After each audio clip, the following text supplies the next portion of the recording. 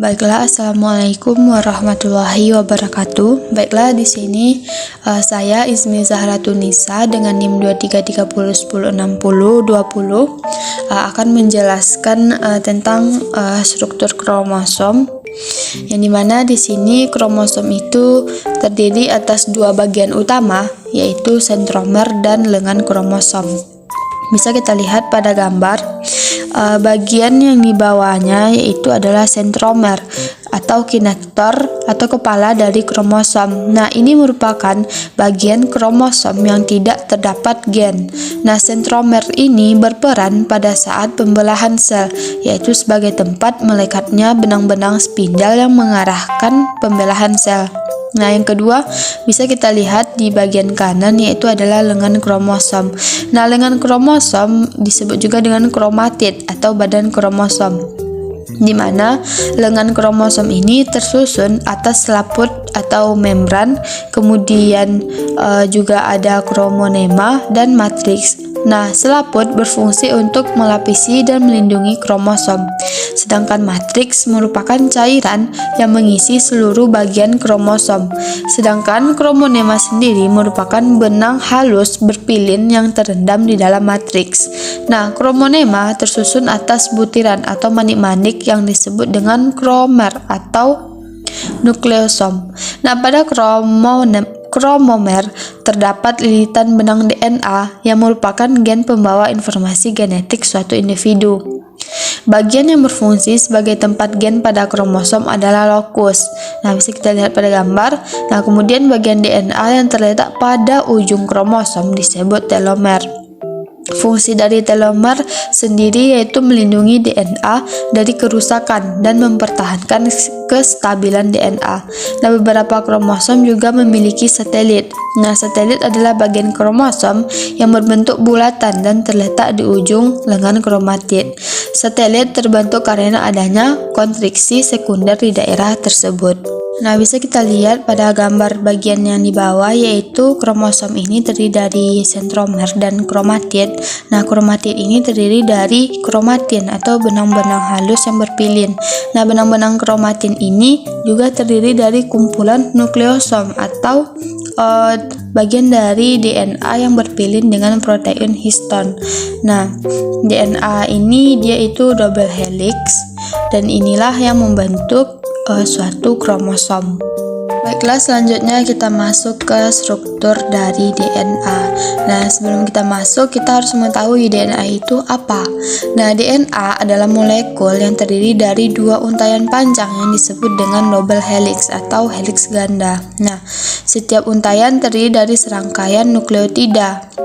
Nah, bisa kita lihat pada gambar kan ada struktur dari DNA-nya yaitu adalah double helix. Nah, kemudian di sampingnya itu DNA itu merupakan rantai double helix yang terdiri dari serangkaian nukleotida yang terdiri dari basa nitrogen, gula deoksiribosa, dan gugus fosfat.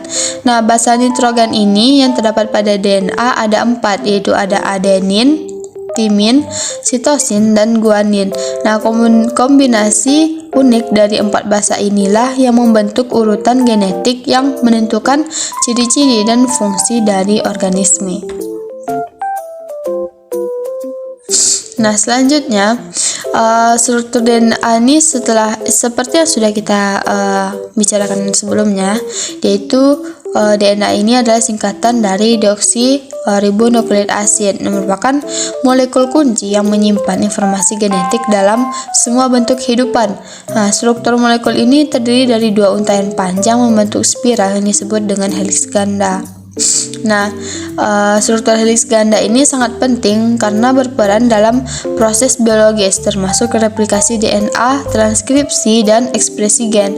Nah, DNA juga merupakan dasar bagi sintesis protein karena urutan basa dalam DNA membawa informasi untuk menyusun asam amino yang membentuk protein. Nah, ketika sel berkembang biak, DNA ini harus direplikasi untuk menghasilkan salinan identik dari dirinya sendiri.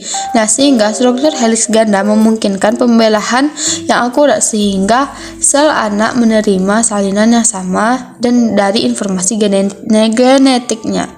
Nah, jadi struktur dari DNA ini yaitu terdiri dari rangkaian double helix dan juga terdiri dari basa nitrogen, gula deoksirobosa, dan gugus fosfat. Selanjutnya kita masuk ke dalam letak gen dalam kromosom. Nah, seperti yang sudah dijelaskan sebelumnya, kromosom ini terdiri dari rangkaian atau penebalan dari kromatin. Nah, kromatin ini terdiri dari DNA yang berdekatan dengan protein histon. Nah, di dalam sinilah terdapat gen-gen. Nah, gen ini tepatnya itu terdapat di dalam lokus dari kromosom tadi. Nah, gen itu adalah bagian dari kromosom atau salah satu kesatuan dari DNA di dalam kromosom yang terdapat di dalam lokus dan mengendalikan ciri genetik suatu makhluk hidup. Nah, gen ini diwariskan oleh satu individu kepada keturunannya melalui suatu proses reproduksi. Nah, dengan demikian informasi yang menjaga keutuhan bentuk dan fungsi kehidupan suatu organisme dapat terjaga. Gen terdapat berpasangan dalam satu lokus pada kromosom homolog.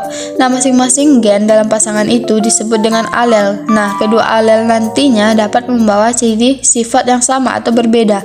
Misalnya sifat tangkai panjang dan tangkai pendek. Nah, ya begitulah. Jadi gen ini adalah unit dasar dari hereditas yang terletak pada kromosom, yaitu struktur yang membentuk seperti tongkat dan terletak di tengah-tengah setiap sel tubuh. Nah, gen merupakan substansi hereditas yang terletak di dalam kromosom yang memiliki sifat-sifat tersendiri. Nah, jadi bisa kita simpulkan bahwa bagian terkecil dari pembawa informasi genetik itu adalah gen yang terletak di dalam lokus-lokus kromosom. Nah, mungkin hanya sekian penjelasan dari saya. Terlebih dan kurang saya mohon maaf. Terima kasih. Wassalamualaikum warahmatullahi wabarakatuh.